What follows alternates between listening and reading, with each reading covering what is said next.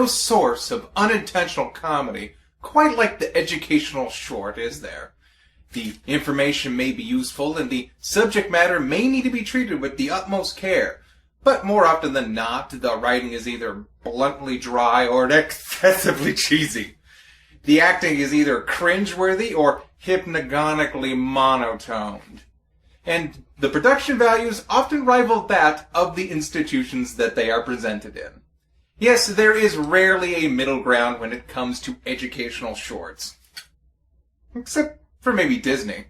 Yes, Disney has a long-standing tradition of educational productions, going all the way back to their war propaganda films. And even though some of the notions may be outdated or just downright racist, Disney has managed to marry useful information and quality production values. For the most part. People you see every day might want to touch you. But what about smoking? The thing that caused the lung cancer that took the life of the visionary and entrepreneur at the age of 65. Yes, Walt Disney was a notorious chain smoker who even had his own tobacco shop in Disneyland. This was so well known that there was a press release apologizing for the lack of cigarettes in saving Mr. Banks. Yeah, we know you're gonna call shenanigans on us, but what can we do? We have a strict no smoking on film policy for the whole studio. Our hands are tied. I mean, it's not like we can make an exception to our own rule that we made or distribute the movie under a banner studio like Touchstone. No, I'm afraid we're just forced to cut out this incredibly unmarketable trait. But even when the studio could show smoking on screen, it was often depicted as a vice that children should avoid. There was even a whole Goofy short about how nasty the habit is. But the nature of smoking was mainly played up for laughs. He's got a dependency on a carcinogen. Classic! Well, recently, an educational short produced by 1980s Disney tackling the issue of smoking has been unearthed. Thank you, Internet. And you can totally tell this short has been around cigarettes. It's all brown and yellow. Here's a modern tale about the modern West, and I reckon you ought to like it. Yeah, that's a way of saying a dude ranch, which is really just a theme resort. This is ranch life in the same way that this is active military duty.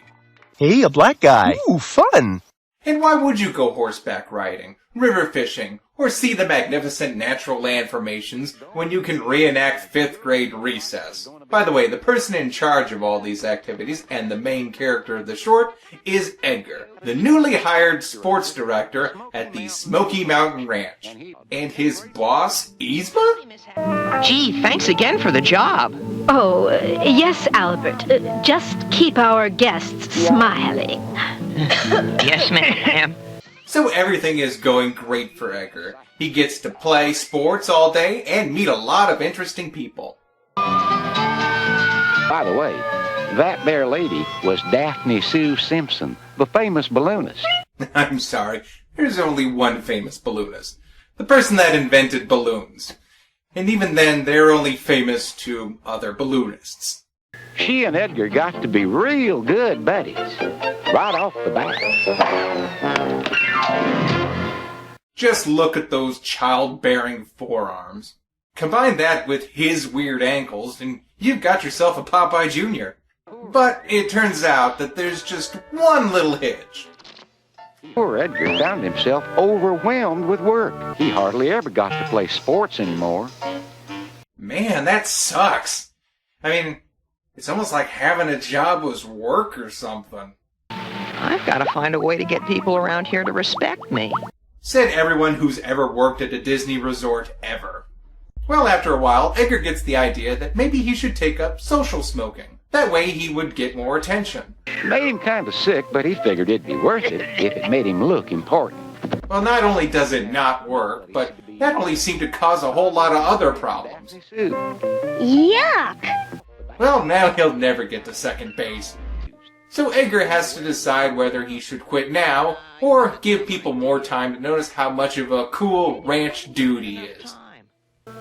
And that night, he had a very strange dream. Only seemed strange to Edgar because he didn't know all judges are naked under their robes. So now we hear from the two sides for and against smoking. I submit Exhibit A. A picture of myself. All the evidence you have to present? Why, look at all my adoring fans. And my lifestyle. A self-made success at the age of 34. Your Honor, smoking's not going to win you respect from anybody. 'Cause nowadays, even little children know that smoking is a dangerous habit. Yeah, well, tell that to Fox and Friends. No child has ever smoked a pipe because of Popeye. Well, I did because of Popeye, but if you think that's bewildering... This diagram represents the inside of a healthy non-smoker. This massive lump here is a banal growth, unrelated to smoking. The smoker can seriously damage his heart and lungs, and his arteries, stomach, voice box, and even tongue. And everyone knows that smokers run a very high risk of cancer. Emphysema is like tiny bombs going off in your body. Plus, it turns out Edgar can't smoke, because his breath is pure methane. When he woke up, the first thing he did was throw out those cigarettes. The next thing he did was find Daphne. He told her about the dream, and she made him feel even better about his decision.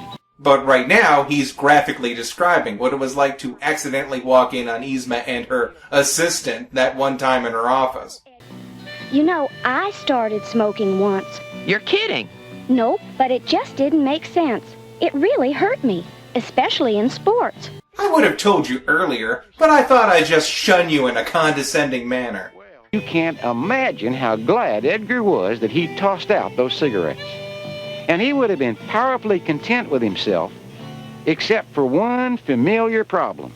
Listen, pal, it's after 8. When you gonna put out the equipment?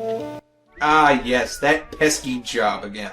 Well, Daphne comes up with an idea to have a marathon. Personally, I don't see why you would have a televised fundraiser for one person, when Patreon is so much easier. Well, of course, Edgar wins the race. It's almost like he's an athletic director or something. Wait, how did he pass her up twice? Well, you got me. By all accounts, it doesn't make sense. So not only does he get his moment in the spotlight, but Edgar gets a week-long vacation and a new membership to the Mile High Club. Or he would have if he didn't ask where's the bathroom 10 minutes after takeoff. So there you have it. You don't need to smoke to get ahead. There's plenty of other ways to manipulate social connections to get what you want, without harming your lungs. Alright, cynicism aside, I have to say this is a pretty neat little short. And the production was really nice. Let's see, John Ewing? John Ewing? Oh man, I know this guy. He worked on Disney features like The Jungle Book, and then directed shows like Tiny Toons and Warner Brothers. I totally recognize his style now. And more importantly, it wasn't too dry, it wasn't too goofy, and it wasn't too preachy. Just clean-cut facts about smoking that's still relevant today, and presented in an interesting manner. It's better than a lot of other specials I used to watch in school. But honestly, too much of anything can be bad for you. Alcohol, sugar. I think my biggest problem is with caffeine, which is why I try to limit myself to only 1 cup a day. Pardon me.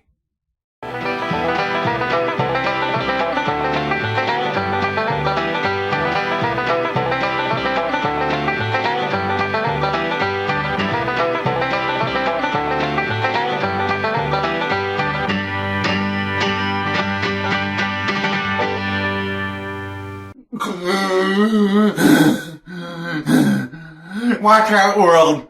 Here comes a winner.